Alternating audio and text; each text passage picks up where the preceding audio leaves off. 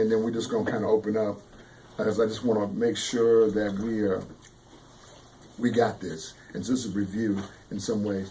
And so partially, the thing that allows you to slip, Demetrius, and stay there is adopting this victim's mentality. Yeah. Saying, I can't get out. That's it's right. It's too That's hard. Right. That's this right. is too much. I can't take it. Mm-hmm. I don't want no more. Mm-hmm. Stop.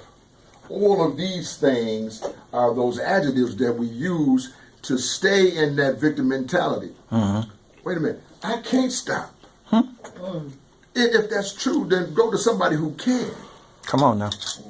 We all in here been through that, right? Go to somebody who can. And so that victim mentality, hey son, that victim mentality is something that we took a harder look at.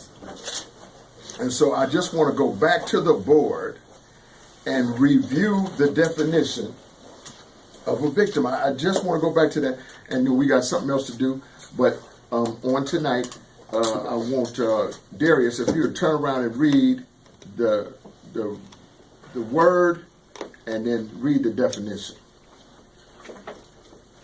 Victim, a person who is or by some impersonal agency. I just want you to think. A psychotic break. You get it? Right. A break from reality as a psychotic break. Right. You get it? You've been deceived.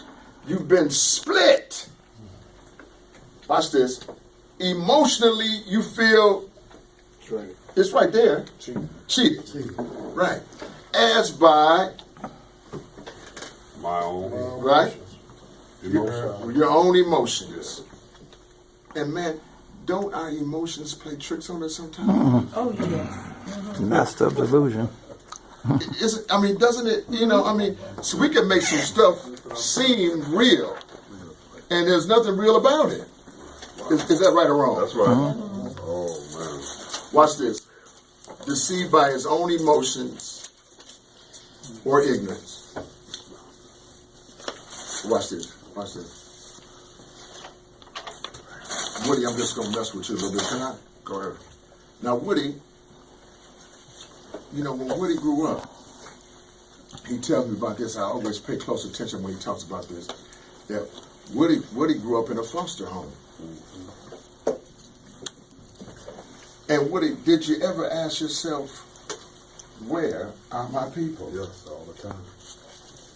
And even though everybody else was having fun, and they was laughing, it was Thanksgiving, everything was good. Right.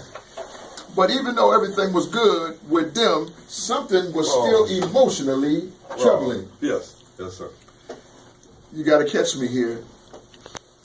You got to catch me here. And that troubling dynamic, it doesn't allow the neurological function to operate the way it ought to.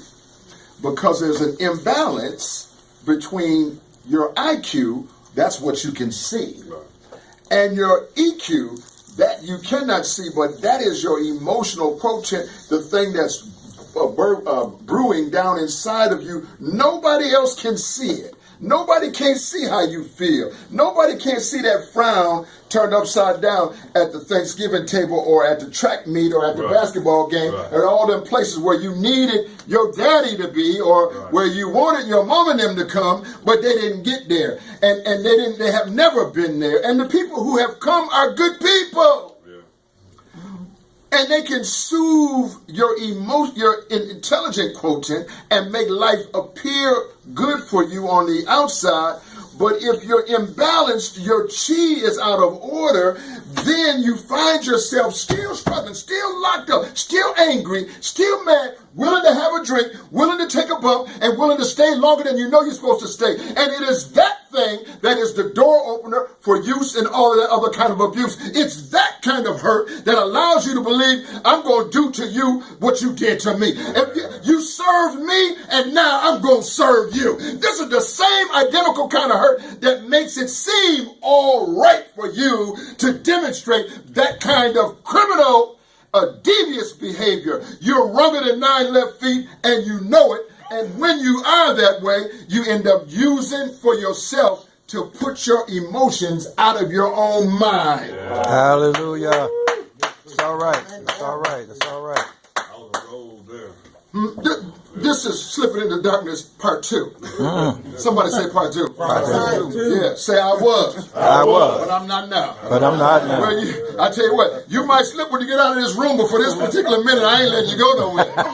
Say I was. I was. But I'm not now. But I'm not Say now. I am. I am. Somebody. Somebody. Yeah, you gotta hold on. You gotta grab that. You gotta grab that and recognize it. Wait a minute. We be thinking that, wait a minute. See, this is how they do us.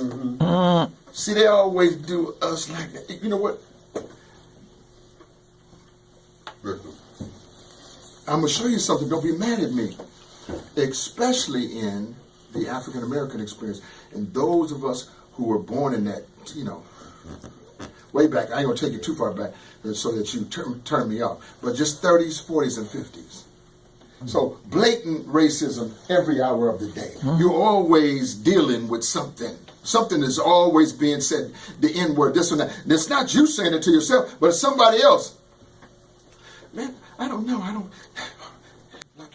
You come by somebody, they locking their door, holding their purse. Yeah, been in the department store, and all of a sudden, all the security buzzers seem like they following you. Wherever you go, all the buzzers seem to be following you. And some nondescript Europeans are kind of looking around in the air like saying, and you realize this is security, and I'm the subject. I just walked in here. I just got off work. I got a pocket full of money. This will cause you to be Victim. Emotional. Yeah. That's right. And that emotional quotient, although you're looking, see, them guys, and I don't want to miss my point right here because this is such a good point. Them guys who born you into this world, them guys had to take it. They had to. They knew what the consequence was, and it was swift. They had to take it. Because of that, their resiliency, their ability to take a licking and keep on ticking, their ability to bounce back, their intestinal fortitude, their internal truth was stronger than ours. I'm telling you the truth. That's good. Wow. Here's my grandmother who raised me. Just like Woody, my people ran off from me too. And my mom was so messed up. I'm grateful that she left me where she left me. Amen. Amen. I can attest But to even that. though, Carl, I knew she was trying to do the right thing, I still longed for my mother. Amen. Amen. I knew she wasn't doing right, but that was my mom. I just said, well, I don't care about all the other stuff. Right. Let's take me with you. Just come on. My Lord. But the older set, they had this thing about themselves that caused them to be unified. They were unified. They knew what they had to go through, and still would get up and be in church on Sunday. Still Hallelujah. would praise the Lord with all their heart and mind.